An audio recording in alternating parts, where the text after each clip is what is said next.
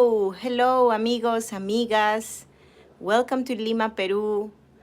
Once again, welcome to my home and to another history chat, history discussion dedicated to the evolution of this country, of Peru, of South America, of Latin America.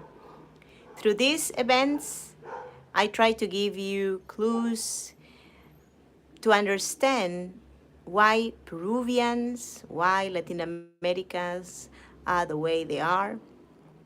We have to learn the history of the people of a country to understand the nowadays society.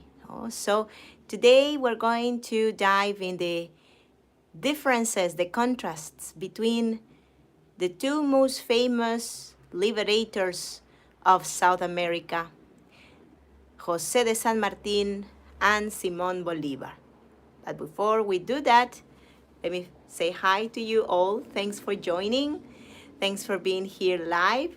And if you are watching this recorded event, later when we finish is going to be recorded and published also and uploaded in our video media, video gallery on Patreon. It's going to be there exclusively for my Patreons, which are supporters of this channel since long time. So thank you so much for your support, for your help also, and for being there always. If you want to become a sponsor, a Patreon, you have information about how to donate in the description of this event. When you become a supporter, a Patreon, you get access to recorded events like this one, right? So, well, thanks a lot for coming. And today we're going to discuss this interesting chapter of Peru's history, the period of the independence, the proclamation of the independence. But we're going to understand this process through the biographies of these very important military men. One of them was a former military man. The other one was made on the way. So we're going to see who was who. And also, because this is a live event, if you have any question, just let me know it, please. You can comment, you can send me questions, and well, any reactions, any things you would like to share here in the chat, in the live chat. So it is time now to begin with this event. So let's flip the camera to the other side. And we're going now to talk about the topic of today.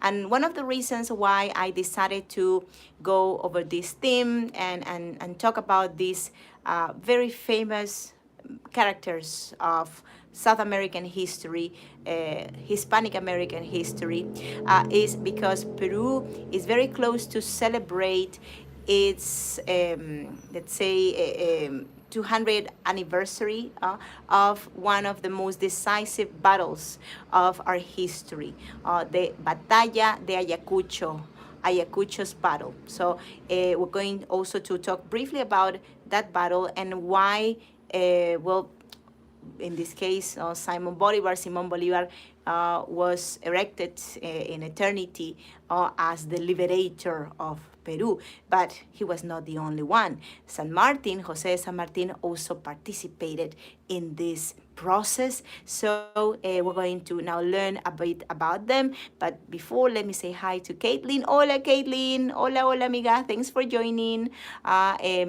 It is a pleasure to have you, by the way, again. So let's start with the contrasts, the differences between these two men.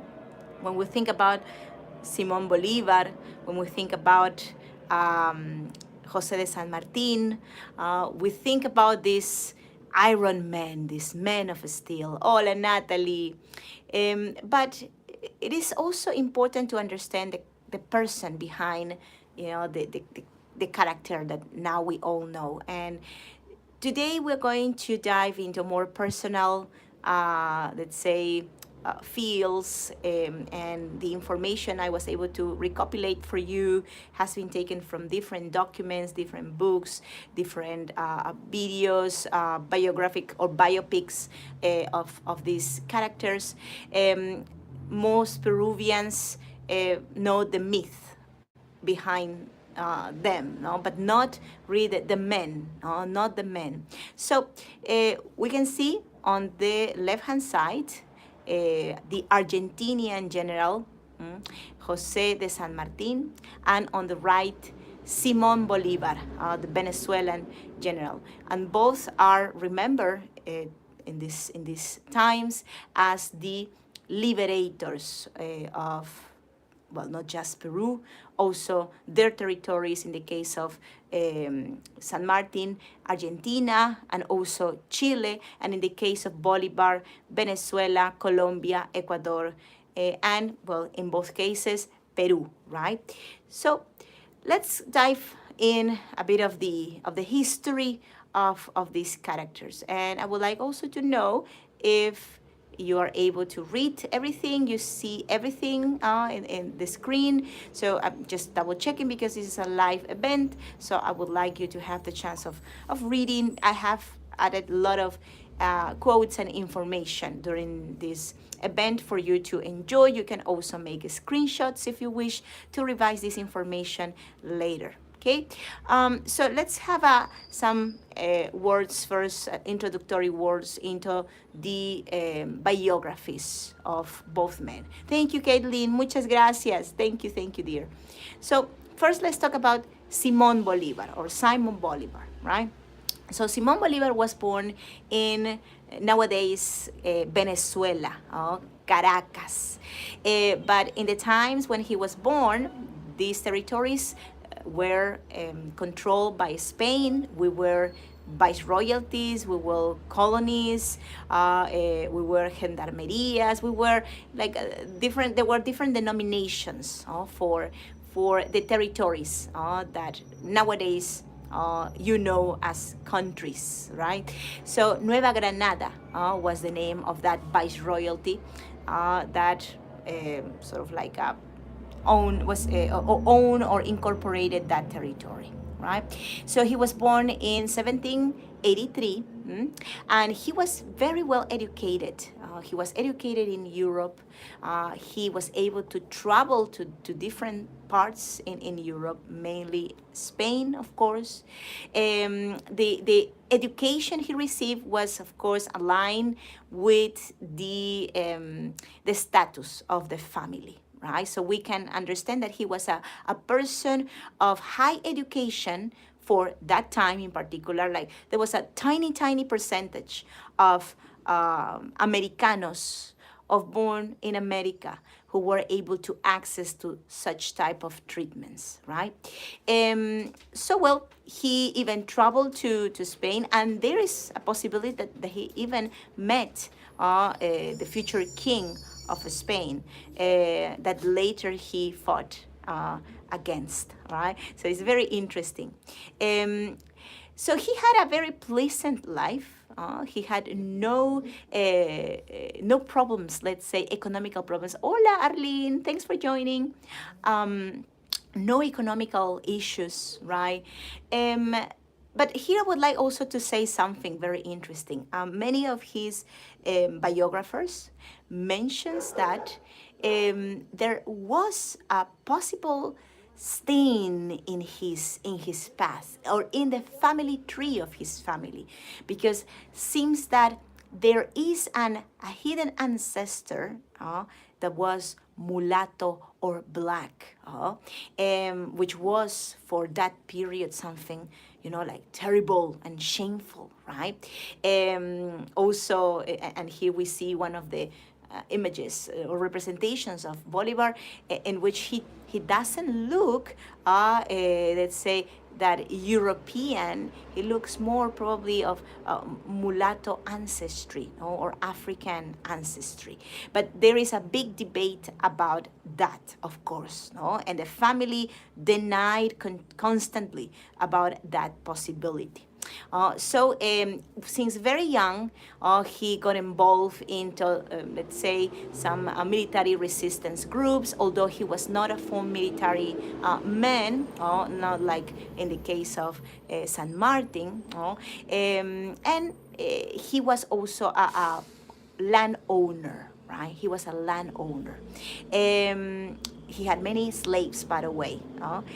He participated at his return to Venezuela into some revolts, and he even also participated in the creation of sort of like an independentist group that later got the independency of his country, Venezuela, the Campaña Admirable campaign also is named this campaign that he took part of.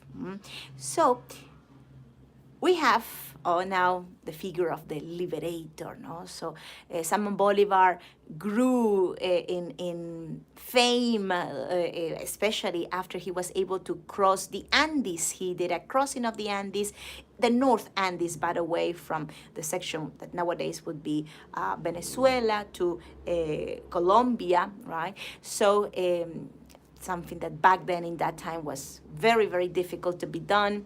But also his fame was not always so positive. No? Later, as his status grew, he gained a lot of enemies too.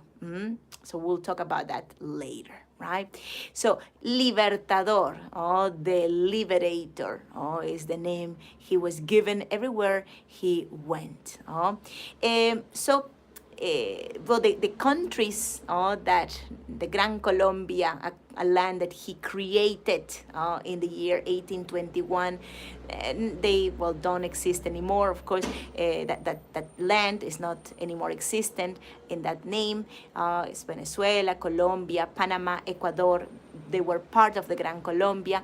Were really part of a dream these men had of unification of the entire South America. So he planned to create a Gran Colombia that would be so big that will go all the way from north to south of the continent, right? So very ambitious, by the way, very ambitious man. And he was even a dictator. He was dictator of Peru, but it was not that he imposed himself as a dictator. The Congress of Peru, in his desperation, because there was a big anarchy back then in that time, the Congress needed a strong man. San Martin left Peru after the declaration of the independence. So he was solicited to come to Peru and to become the dictator of this country. He accepted, but later, eventually he left the country. So the legacy of Simón Bolívar, Simón Bolívar didn't die peacefully in, let's say, old, in a warm bed. As most of the heroes of his time, he died tragically. And in the case of Simón Bolívar, the official let's say, information we have is that he died from tuberculosis. But it is believed that he could have been poisoned. He had many enemies. So there is a possibility of him being poisoned and taken away from the road of other military men who wanted to rule in his place. Remember that he made a lot of enemies too, no? So it was very hard to, let's say, for him to live a life of peace. In Peru and in Latin America, we see Simón Bolívar sort of like a George Washington, as I was saying in the lower part, no? So he is one of the greatest men of South America. And greatest men, the great men always have, this black legends associated with them. So we will see that also connected with Simón Bolívar in a little while. The other men we're going to contrast today, there are two. This is a versus, is José de San Martín. And San Martín was not Peruvian, as well as Bolivar. He was Argentinian. He was from a different country. He was born in 1778. He came from a family who was not a noble, not aristocrat. No, his father was a soldier. Oh, and in a moment of his life, also got an opportunity in the sort of like a city hall administration, let's say, place. So he was able to receive certain comforts, but not really as many as Bolivar. No? So he was not so posh, no, not so rich and wealthy, right? So all the things he got in his life, in his career, were achieved by his let's say hard work. No? He also traveled to Spain. He was able to travel to Spain and to pursue a military career there. So when they were young, both of these men were able to take active part in the Spanish nation. No? They were also very well connected with the military of that time, with the leaders of that time, right? So that was in the initial, let's say, younger age of both men, right? So we have here similarities. But thanks to the return from Spain to Argentina, and also seeing things very differently now as a more young adult, well, San Martin decided to flip band, no? And he also organized the resistance of his country with his already well-known military knowledge. He used it now for fighting against the Spanish army, right? So he participated in the independence of Argentina in 1816, and later he realized that the independence of Argentina and any independences in the region would not be permanent and would be in a high risk if Spain still had presence in South America. So that's why San Martin and also Bolivar set their eyes in Peru, in a distant land, and they eventually came into this territory to push the independences, right?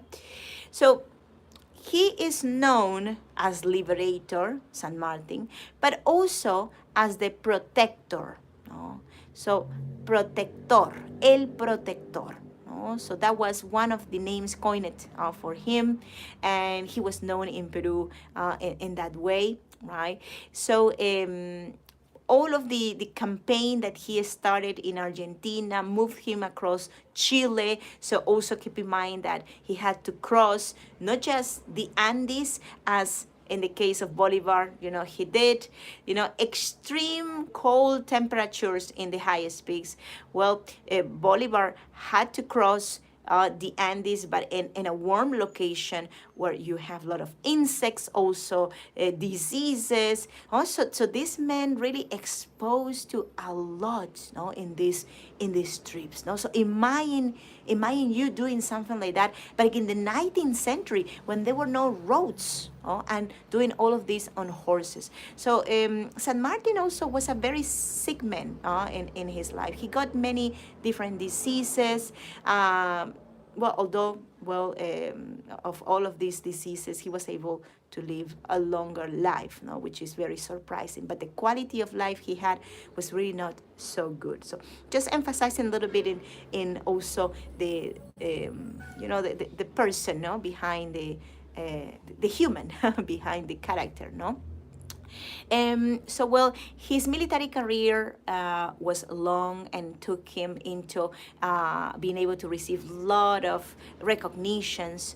After the declaration of the independence of Peru in the year 1821, he had no ambitions to stay in the country. He declared independence, and then he gave it to a Congress that he helped to construct.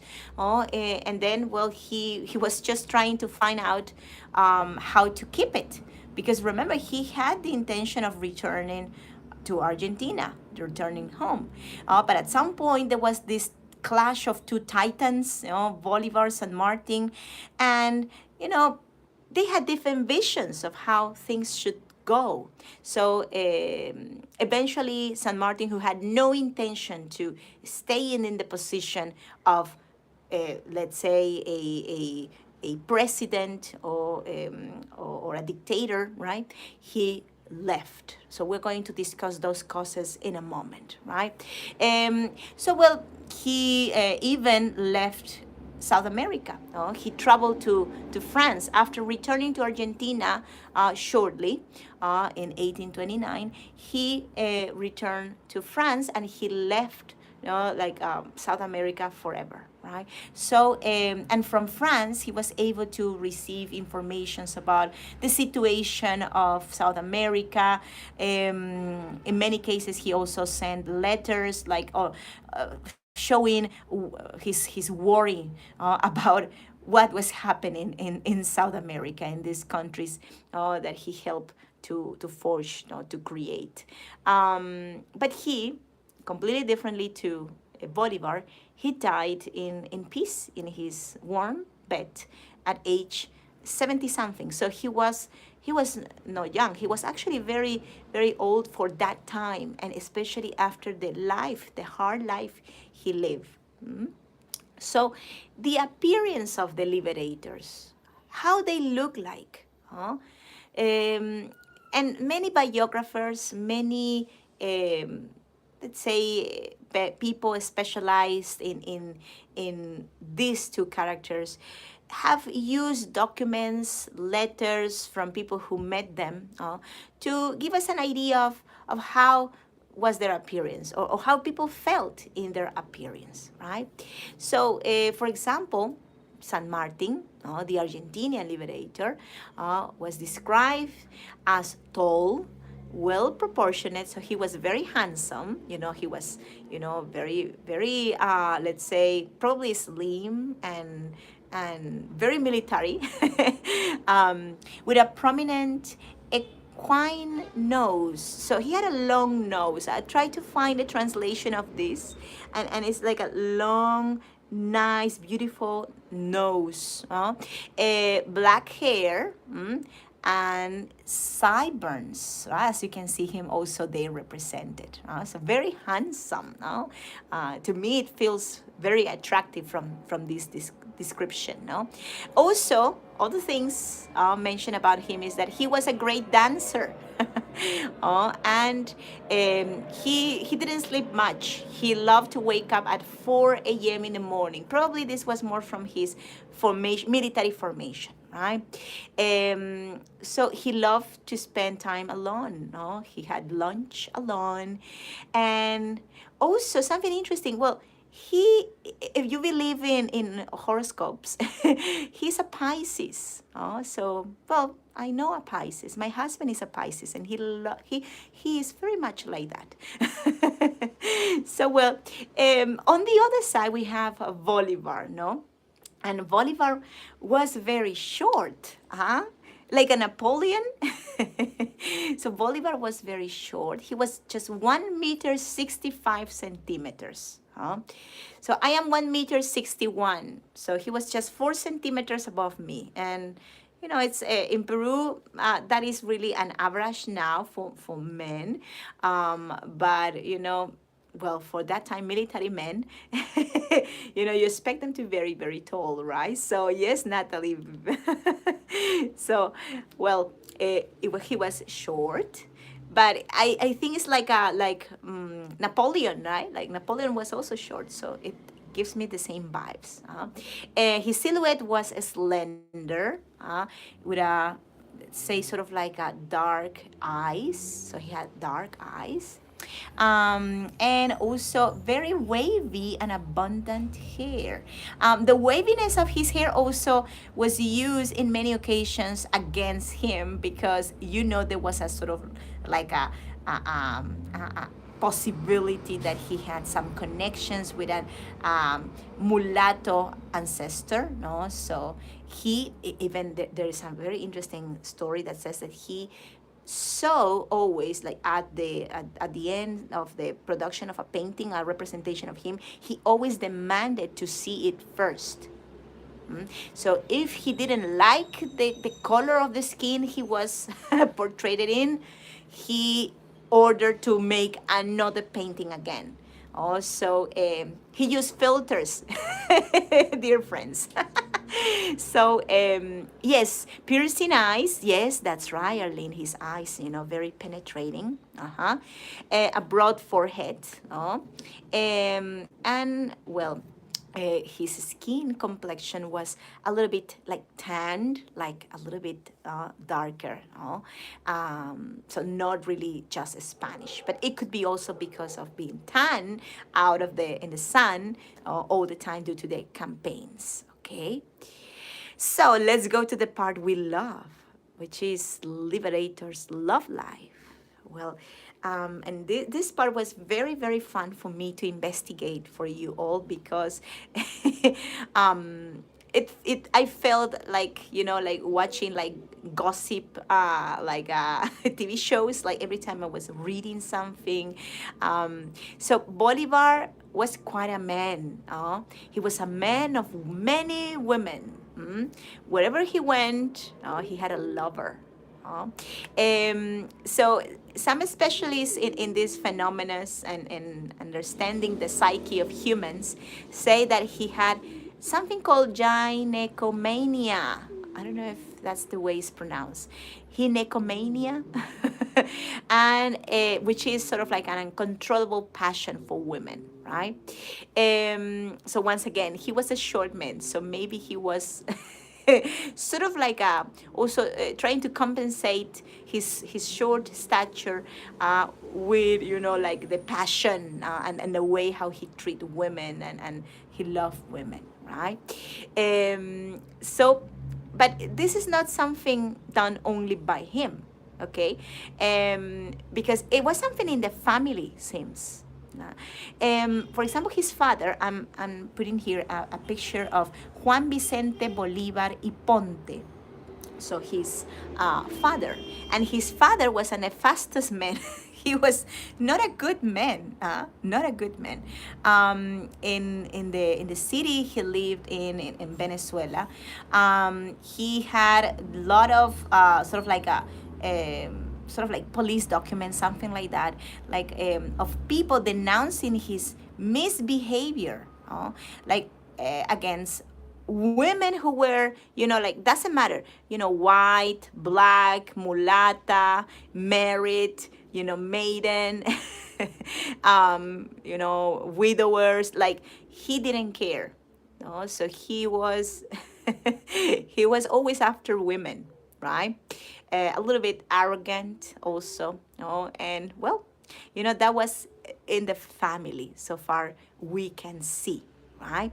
By the way, Simon Bolivar didn't have a very strong influence of his dad in his life, because his dad died when he was very little, right? So he had not that much connection, but well, here we have a very interesting thing similar between father and son, okay? Also could be the education of that time, right? But Simon Bolivar will also seduce even cousins. So, well, not even the cousins were safe. Like, for example, the Aristiguita sisters, no? And he were with the three of them. So his three cousins, and they were older than him. But we can say that although he was a man of many women, he only loved once, or well, we can say this because he just married once, and he married very young. He was age 19 when he married Maria Teresa Toro de Alaiza.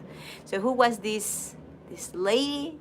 We have this image I was able to find of her. They were very young when they got married.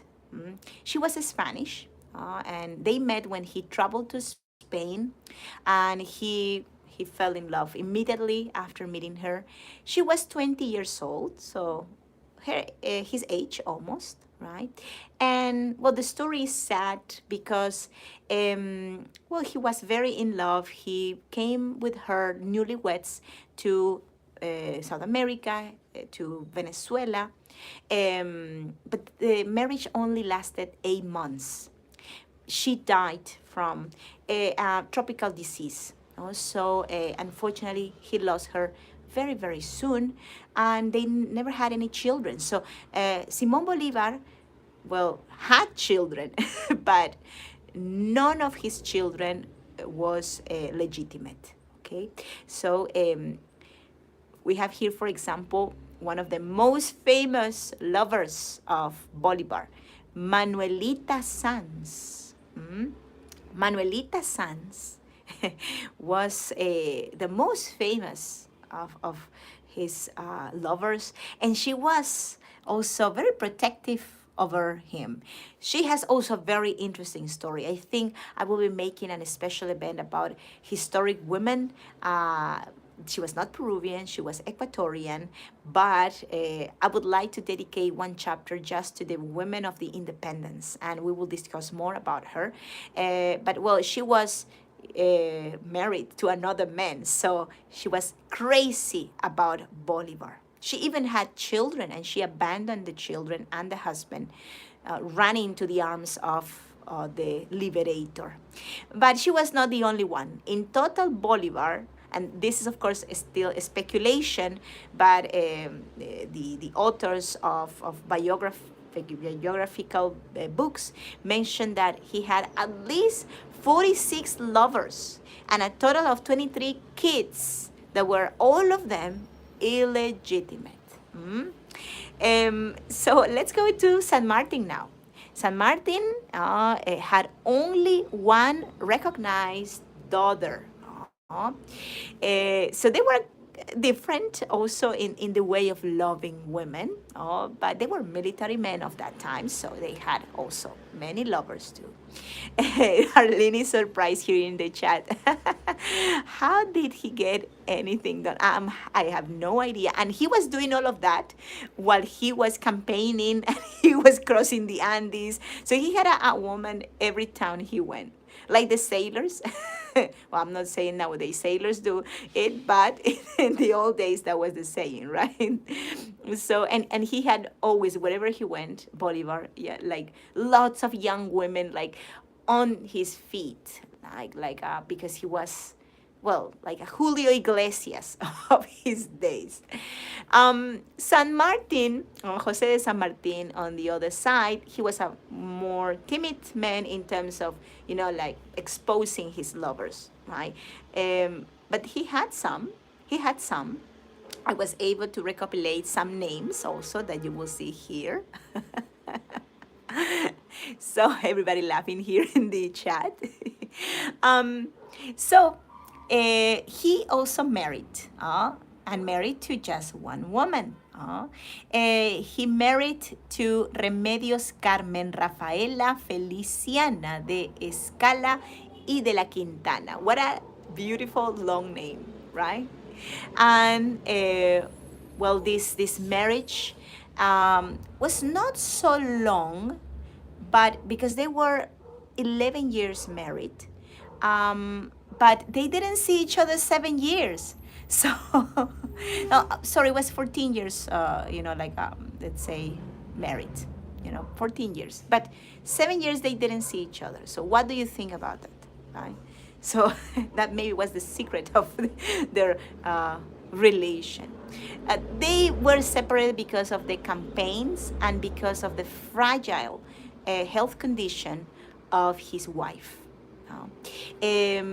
So, well, the time they were together just was enough for them to have one daughter, right? Mercedes Tomasa de San Martín y Escala. Okay. Later, when the campaigns of San Martin finished, he traveled with his daughter to France. Also, they lived in France. And so far I know, they are descendants of San Martin in France also. Well, but the wife, we say in Latin America. In Latin America, we have a very nice phrase, very funny. We can have just one cathedral, but many chapels. That's what the man says. No, traditional men.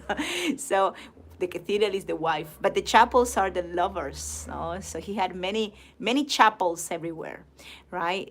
For example, we have here some names, no? Lola and Pepa from Spain, when he was in Spain. Or Jesusa, she was a mulata. María Josefa Morales de los Ríos, a widow. We have also another lady in Chile, but the name of this lady remains secret. We don't know the name. Fermina González Lobatón in Peru. Right? And probably the most famous of all, Rosita Campuzano de Cornejo. Called or named La Protectora, the protector of the protector. Also Carmen Mirón y Alayón, right? So these are names that are considered, official of this long list that probably he had in campaigns. So he was a little bit more timid than Bolívar, for sure. So here we have a painting, a picture of María de los Remedios de Escalada, the wife of José de San Martín. See, Arlene, Bolívar was very religious. He had many chapels. So, and look at this detail that I found so curious. Because probably you remember that Bolívar and his wife were almost the same age, right? But here, in the case of this marriage between San Martin and María de los Remedios, well, the age gap was huge.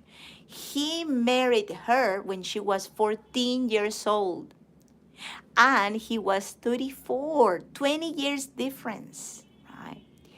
Unfortunately, she died also young, and because of the tuberculosis.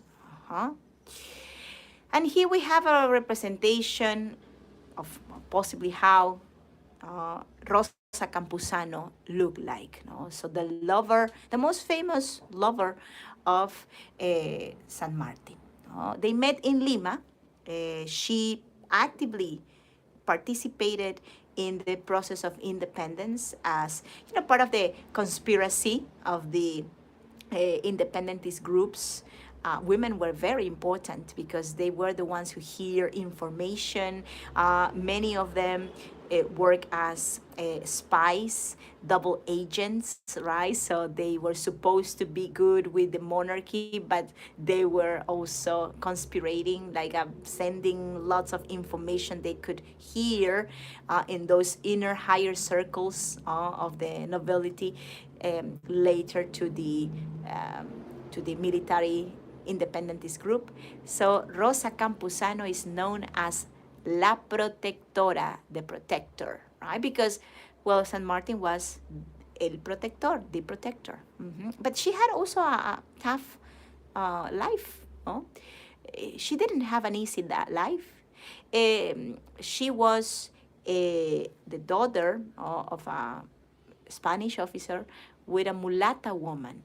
So she had also African ancestry, and she was probably very discriminated for that. She was born in Guayaquil, nowadays Ecuador. And she was able to escalate socially through the lovers she was able to have. And we should not be so, harsh, when we think of the women of that time, because what other possibilities someone like her could have to escalate socially, right? She was not allowed to educate herself. She was mistreated. She was illegitimate, right? So a good marriage, or at least being the lover of a rich man, could allow her to have a better life, a better pension later also. So that's how she was introduced into the Limenian society. And later when she realized about the independency, about the sort of like this idea of like debunking that stigma of the Spanish being the ones who rule, and allowing people of all different backgrounds and like positions to be able to rule, that also drag her into this, brought her into this. No? So Rosa Campuzano was a woman of her time, don't you think?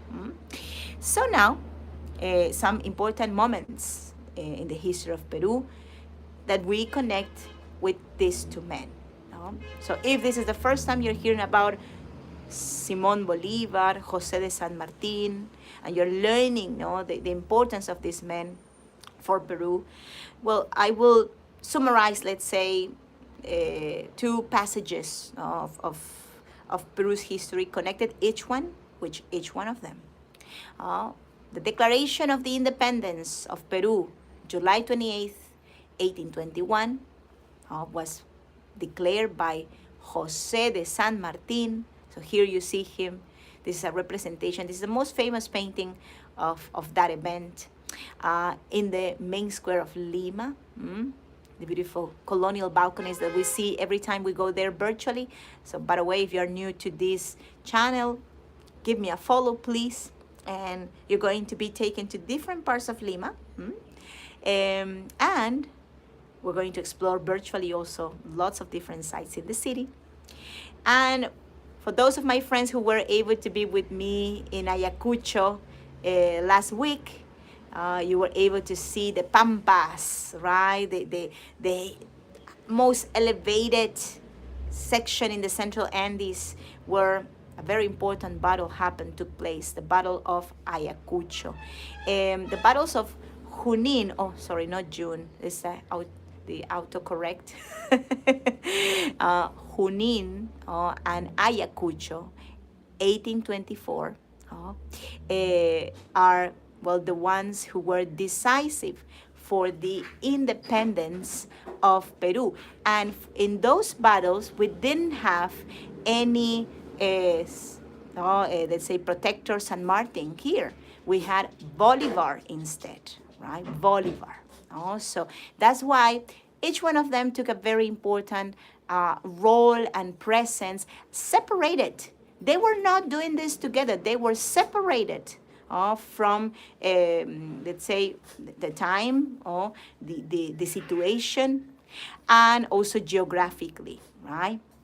But you might be wondering, was there any occasion or any time in which they met? They were together physically because they knew each other. They knew about the importance of the other. Some say that two suns cannot shine in the same sky. So they were not really planning to work together because they had big egos too. Maybe Bolivar more than San Martin. So we have to discuss this conference. There was the moment when these men met for the first and only time in history, because they exchanged lots of letters. They exchanged, their wishes they were very elegant, of course, when they talked to each other. Diplomatic, I think is the word. But in just one occasion, they could see each other's faces, and that was in Guayaquil. Well, long story short, there was a dispute about Guayaquil, if it should be annexed to the Gran Colombia or to Peru.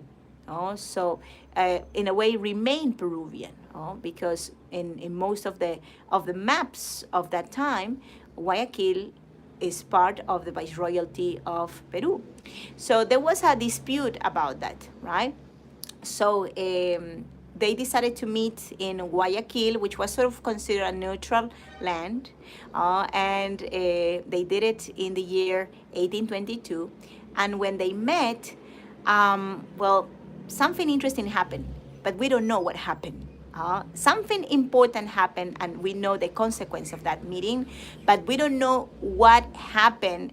I mean, in the room when there were these two sons together. And there's no recording because it was a secret conversation between them.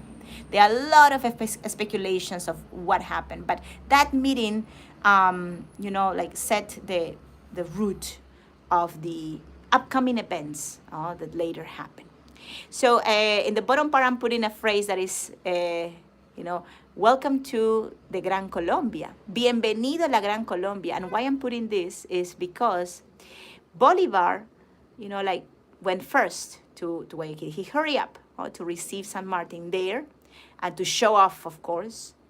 And when San Martin arrived, he came later. When he was received by Bolívar, and this also shows the temper of Bolívar, he said to San Martin, General San Martin, welcome to the Gran Colombia. Do you remember there was a dispute about, which side Guayaquil will go? So he took advantage of his location and he received him in the Gran Colombia already. So he, showed his temper as well, no? He, pursued things and he, accomplished things the way he wanted to, right? So information about the time, the days it took place, and also the importance of this event for the future of the liberation of South America. Because after the conference, something happened. You know that the conversation is not recorded, nobody was there inside the rooms, but pretty much after the end of this conference, San Martin heads back, returns to Peru, and in some few weeks, he finishes his, affairs, he designates people, right? And he leaves Peru forever. He never returned, right? So it's like he gave Bolivar room for coming here and take, this land and continue with his project. But also, it's understood that they probably didn't get along very well in terms of their visions about the future of South America, right? Because they had a different idea of how South America should be in terms of who should rule, okay? So Bolivar continued with his military campaign after this meeting, and San Martin immediately left this land, right? So controversies, we are in the last part of this event, controversies about San Martin. We have, of course, many interesting controversies about both men, but I have listed the most famous. So first of all, José de San Martin, immediately after the conference of Guayaquil, he sort of abdicates, no? He just left us. And he left us as an unfinished project. So he gave the independence, he proclaimed it, he established authorities, he established a Congress, but we were not ready for self-ruling. So unfortunately, what he left behind was more messy at some point. He left this nation without a head. And that's why the Congress of Peru invited Bolivar to come, because we needed a strong leader. And if later Bolivar does some atrocities in Peru, because that's also what happened, in a way, all of this is connected with the abdication of San Martin. He also had a monarchical project. So he wanted a European prince to rule Peru. So San Martin believed in the idea of a constitutional monarchy. Bolivar was completely different. He wanted to be completely away from monarchies, right? So they didn't have not even this idea in common, right? And he also engaged a lot with, let's say, Britain, Great Britain, France. So, well, in a way also allowed intrusion in this territory, external intrusion. But probably there was no other way to do it, right?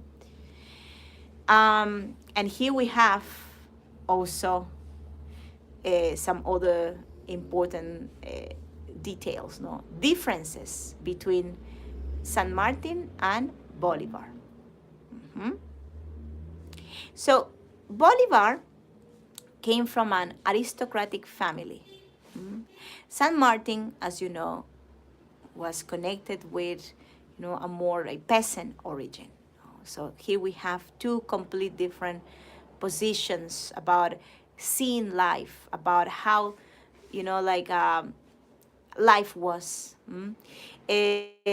One, was always ready to receive everything that he wanted to. The other one had to work very hard for that. Right? So that also influenced a lot the leaders they were later. San Martin was a professional military officer, and Bolivar was mainly made on the way. Probably this made San Martin a better military man, a better military leader, right? And this we can see also in some cases, in some important moments of our history. But Bolivar was a political leader, a natural political leader. And San Martin, no. San Martin didn't have any ambitions in politics. Bolivar had a vision of a Latin America union. He wanted to create sort of like what you nowadays know of the United States of America. So something like that. He wanted to create something like that. But the problem is that we are so different. Many people say, oh, all Latin Americans are similar. No, we are not similar. I mean, we can have some similarities, but we have different traditions, different folklore, different food. So this was a very unrealistic, let's say, wish that he had. And something like that would not be governable, is what San Martin believed also. So he preferred to maintain the divisions of these countries and not to create a union, because how can you rule something like that? South America is way too big. So, and also another thing important, and this will answer something that later you're going to see a little bit more in the next slide. In Peru, we love more, and we have a higher appreciation or esteem for San Martin than Bolivar. Because with Bolivar, Peru lost 40% of its territory. 40% of Peru was lost forever. And Bolivar had the plan of even chop it more. So you'll see that in the next slide. So there's no other country in the region that has paid this high price as Peru did for its independence. And this is how Peru used to be. Yes. So this image is taken from a book that is also very famous in Peru and highly also controversial. The name of the book is Bolívar, Liberator or Libertador, and Enemy y Enemigo, number one of Peru, número uno del Perú, written by Peruvian historian Herbert Morote. So this is how Peru looked like during the Viceroyalty, year 1810. And this was the project of Bolivar. This was the project of Bolivar. Well, not all of the project was consolidated. Peru was a very strong country. Many people say that Bolivar was jealous of the size of this territory. But also, the problem with Peru is that Peru was very monarchical. Peru was very attached to the monarchy. Because remember, we had Incas, and we passed from Incas to Spanish kings and viceroys who were the representatives. So we had that continuity until the time of the independence. So there was a lot of affiliation in Peru for the monarchy. And what he thought is that, better would be to divide the territory to make us more, like easy to tame, I think. So to easy to control. So what was chopped off? Well, of course, you see this part, Guayaquil, yes, gone. There's a section also here that now belongs to Ecuador. Oh, look at this, Alto Peru, the High Peru. Do you recognize this land?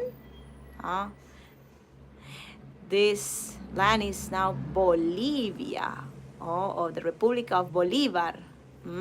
Bolivar's republic later turned into Bolivia. The name of Bolivia is to honor Bolivar, right?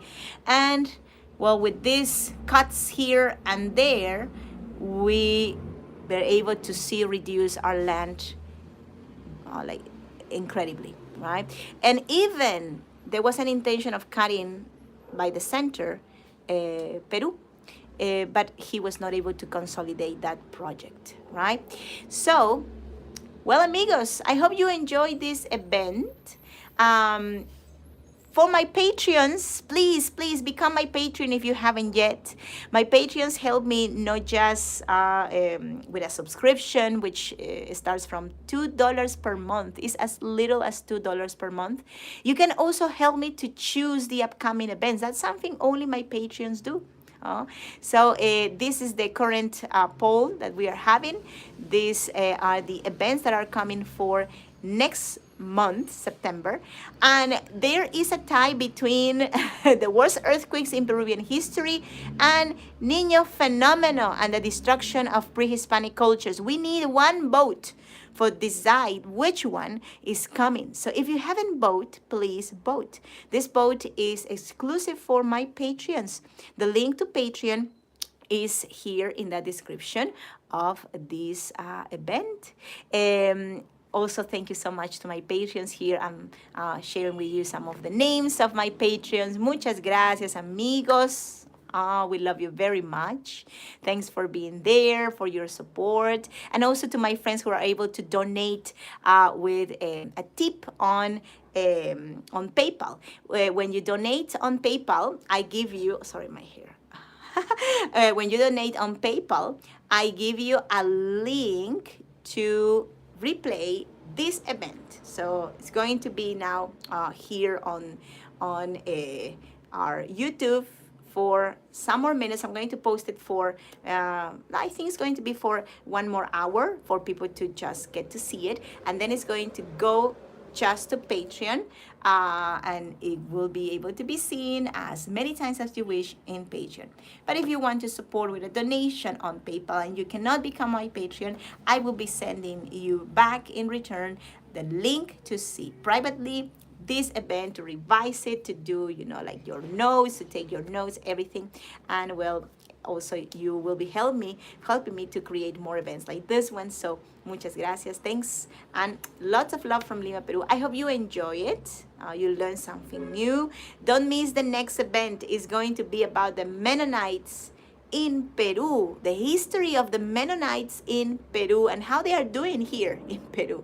Their life is not easy here, but well, this investigation also is taking me to also unveil some really interesting things related with their presence here in Peru nowadays and some controversies. So I hope you can join to my next event. It's going to be exactly in 1 week. See you soon. Hope to see you there. And have a lovely rest of the week. Stay tuned to my, short surprise live streams in the streets of Lima. And well, best to you all. Have a lovely time. See you. Bye-bye. Until next time, amigos. Take care. Ciao.